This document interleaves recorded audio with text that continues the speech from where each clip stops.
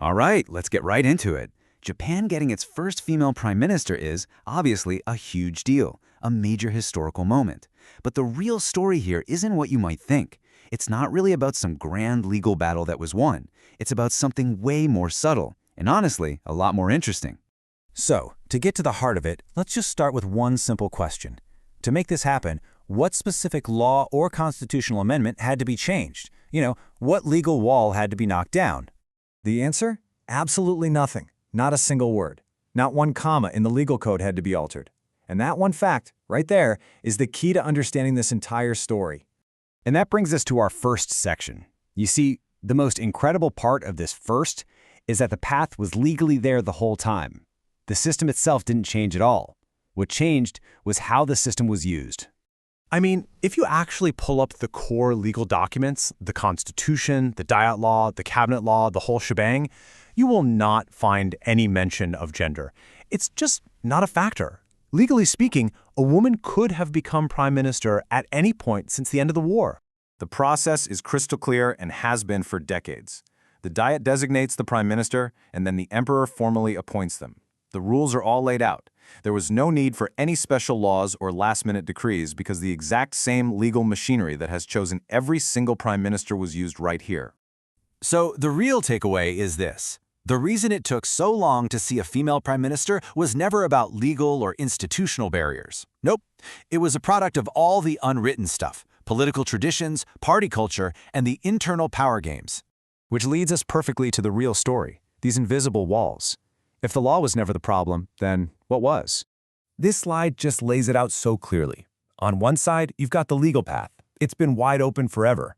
And on the other, you have the real barriers, this tangled web of unwritten rules, factional politics, party traditions, and how the media treats candidates. For decades, those unwritten rules were way more powerful than the written one. So let's break those obstacles down a bit. The biggest piece of the pie, by far, was the internal party politics, the factions. After that, you've got this vague party idea of choosing an electable face, which is often just code for traditional biases.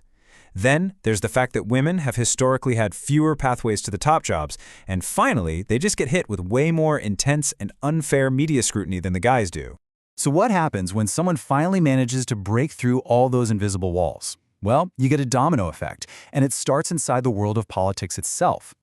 For years and years, the logic inside political parties was this kind of self-fulfilling prophecy, right? It was, a woman can't win a general election, so we can't possibly pick her to be party leader and prime minister. It was just an assumption that everyone treated like a fact. Well, with this one appointment, that entire argument is just gone. The number of times that the symbolic risk of a female leader can be used as a serious political excuse is now zero. A big fat zero. The precedent has been set. The theory has been disproven. And this creates a whole new political reality. All of a sudden, the pool of potential candidates for the top job has just gotten structurally bigger. The old way of thinking, of just sticking women in support roles, that logic gets a lot weaker. And that quiet, unspoken barrier that was in the back of everyone's mind has just evaporated. Okay, so now let's look at how this wave starts to build beyond just politics. The ripples from an event like this don't just stop at the government buildings. They spread out across the rest of society. First, think about the bureaucracy, the government ministries. When a woman is holding the highest job in the entire country, it puts this implicit pressure on the whole system. It forces those ministries to look in the mirror and rethink if their own promotion standards are really neutral. It just makes it easier to demand more accountability. And this effect absolutely extends to the corporate world. For Japanese companies, especially the ones that have to answer to international investors, this is huge. It makes the argument for more diversity on their boards way stronger. It gives them new evidence for their ESG scores, and it just gives them a much better story to tell their investors about where the country's headed. As the source material puts it so well, this totally shifts the math for businesses. Promoting women is no longer just some philosophical ideal or a box to check for corporate social responsibility. It's now a practical, strategic move that responds to a new national standard being set at the very top.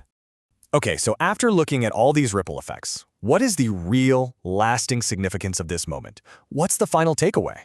First, let's be really clear about what it is not. This one event, by itself, is not proof that Japan has fundamentally changed or that, poof, gender equality has been achieved. Instead, it's proof of something else, something much more profound. It proves that the legal and institutional system was ready for this to happen all along. It was just sitting there, unused. The machine was fully built, but no one had bothered to turn the key.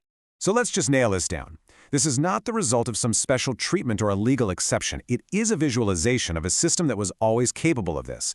It's not the automatic achievement of equality, but it is a powerful demonstration that those old, unwritten conventions can be broken. And, most importantly, it shifts the burden of proof. And that shift, right there, is the ultimate takeaway.